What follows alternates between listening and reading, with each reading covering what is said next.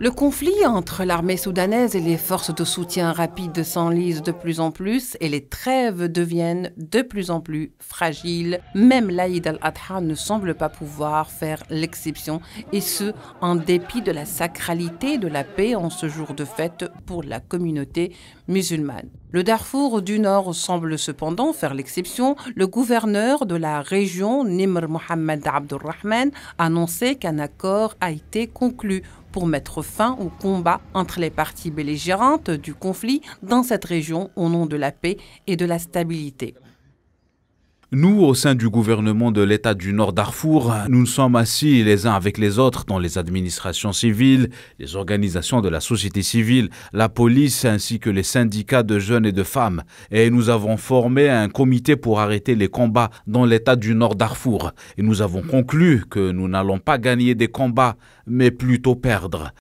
Si pour le moment l'annonce de cet accord laisse les observateurs quelque peu mitigés, craignant un ultime effet d'annonce, le gouverneur du nord du Darfour le veut comme le premier pas vers une paix durable sur l'ensemble du territoire soudanais.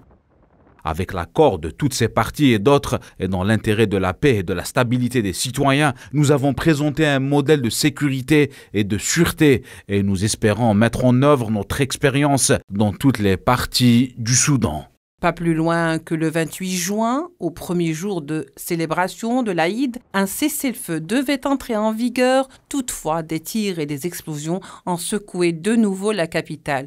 Au total, depuis le début du conflit en avril dernier, plus de 2 millions de personnes ont été déplacées au Soudan, tandis que 600 000 autres ont fui le pays, principalement vers les pays voisins. L'ONU et les organisations humanitaires tirent la sonnette d'alarme, mettant en garde le pays contre une grave crise humanitaire. Ceci en précisant bien sûr que l'arrivée de la saison des pluies risque de mettre en péril leur capacité d'action alors que 25 millions de personnes ont besoin d'aide humanitaire pour survivre.